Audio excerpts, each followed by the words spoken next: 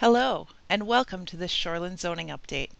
My name is Lynn Markham, and I am the Shoreland Specialist with the University of Wisconsin Extension Center for Land Use Education, located at UW-Stevens Point.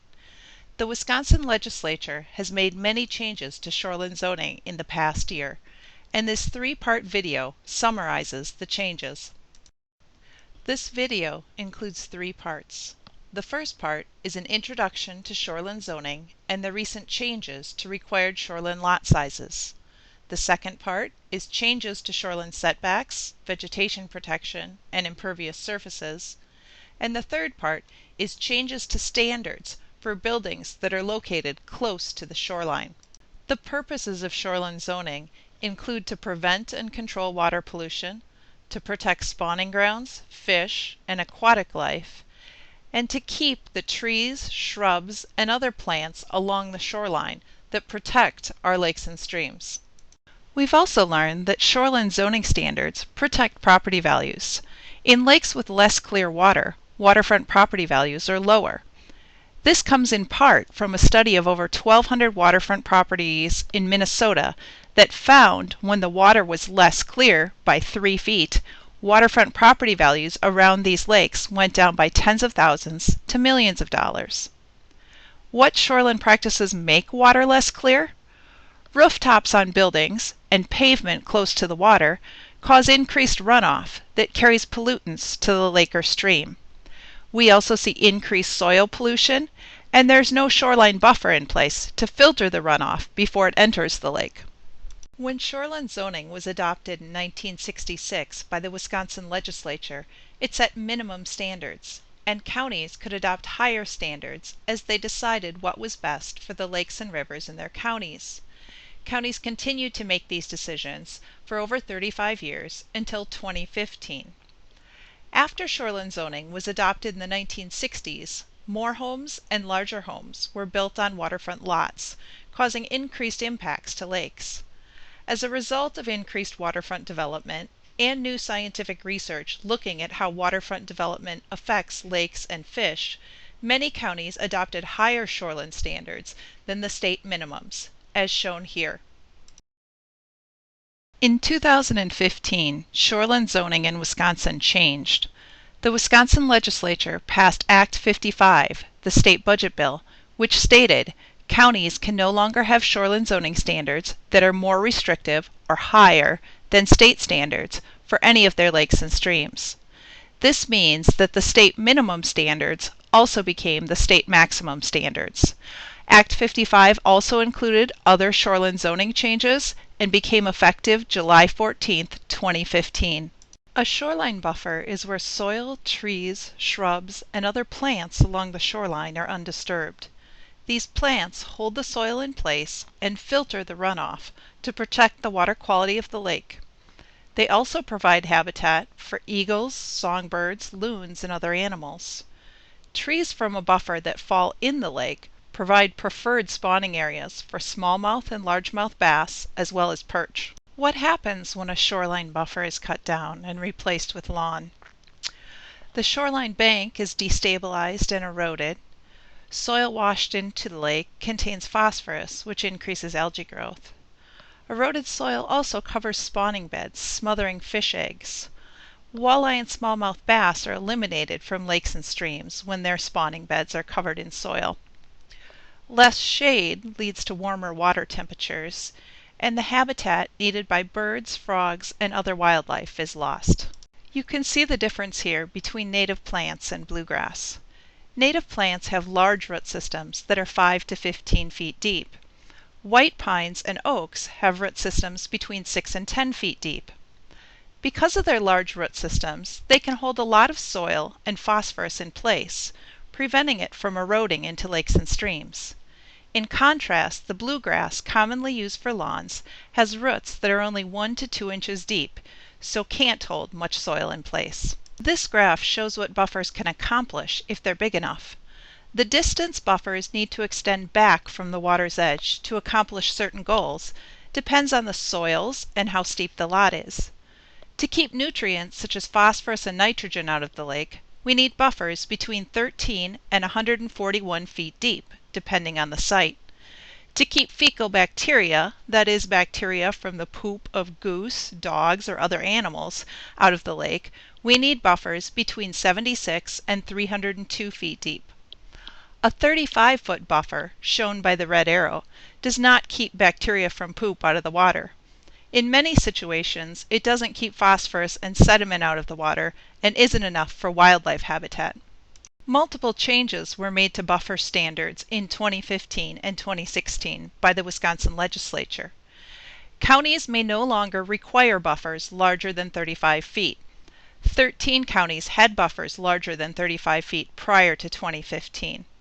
The viewing corridor, which is the area where people can walk through to get to the water as well as view the water, was increased from 30 feet to 35 feet in every 100 feet of frontage.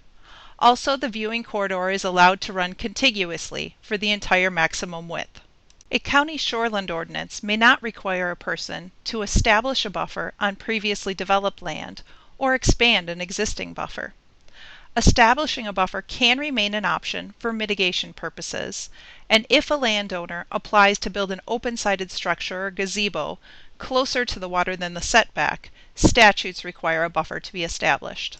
Why do we have shoreline setbacks? These setbacks provide space for the shoreline buffer. They keep the shoreline buffer intact during and after home construction, so heavy equipment can come on the lakeside of the home during construction without destroying the shoreline buffers.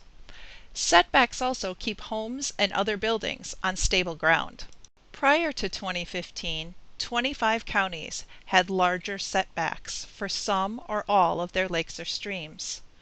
Shoreline setback standards are now one size fits all statewide. Counties may not require larger than a 75-foot setback.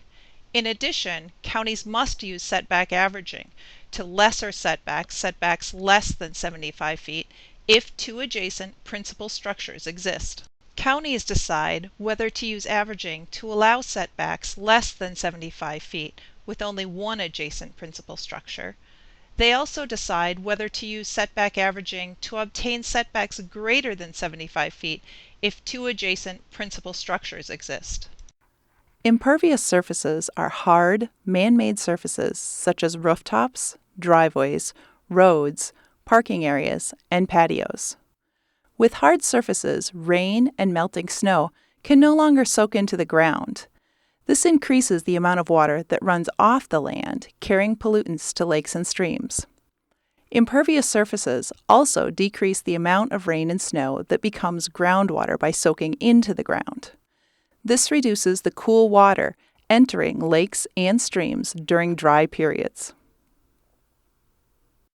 On this slide, you see the results of a study of 47 warm water streams in Wisconsin. When the watershed, the area that drains to the stream, was less than 8% impervious, the researchers found a large number of fish and fish species. More impervious surfaces resulted in less fish. The same trend was found in a study of 164 Wisconsin lakes. When impervious surfaces were over 12%, crappies, perch, northern pike, and largemouth bass were eliminated. Current impervious surface standards allow impervious surfaces up to 15% on all lots and as high as 60% on some lots. Now, let's talk about why more impervious surface results in fewer fish. Impervious surfaces cause rain and snow to run off rather than soak into the ground and become our groundwater. Greater runoff from impervious surfaces lead to larger and more frequent floods during wet periods. The flip side is because the water runs off during storms, it doesn't soak into the ground. This leads to lower stream flows and warmer water temperatures during dry periods, which is hard on fish. Let's talk about a couple other reasons that more impervious surface results in less fish. As you know, a paved parking lot can get pretty hot on a summer day. When water runs off hot pavement or shingles, it makes the water in lakes and streams hotter for the fish. Runoff from impervious surfaces carries more nutrients from soil and fertilizers into our waters. This results in less oxygen in the water, which fish need to survive. Researchers have found that in watersheds with over 11% impervious surface, trout are gone. Similarly, northern pike are gone if the watershed gets above 12% impervious surface. Now, a few more reasons that impervious surface results in less fish. More sediments and algae growth make it difficult for predator fish that hunt by sight to find their food. In addition, sediments cover spawning beds of fish such as walleye and smallmouth bass, depriving those eggs of the oxygen they need. Wisconsin loons are more likely to be found on lakes with clearer water. As shown in the graph, if the water clarity is less than 5 feet, the likelihood of finding loons is around 20%, compared to if the water clarity is 20 feet or greater, the likelihood of having loons on a lake is over 70%. Here are the current impervious surface standards. All property owners may continue to keep their current level of impervious surfaces. And for new impervious surfaces in any residential area, 15% impervious is allowed without mitigation and 30% with mitigation. A new provision is that counties may allow higher percentages on highly developed shorelines, 30% impervious without mitigation and 40% with mitigation. Other new impervious surface standards is counties may allow higher percentages on lots with commercial, industrial, or business land uses, 40% impervious without mitigation and 60% with mitigation. In addition, impervious surfaces are not counted towards the percentage if the runoff from the impervious surface is treated by a device or system or discharged to an internally drained pervious area on or off site. As you can see, these impervious surface standards for residential and business uses are well above the 12% impervious where largemouth bass, northern pike, crappies, trout, and perch are eliminated. Thank you for joining me for this Shoreland zoning update. If you have any questions, please feel free to contact me, Lynn Markham, at the email shown below.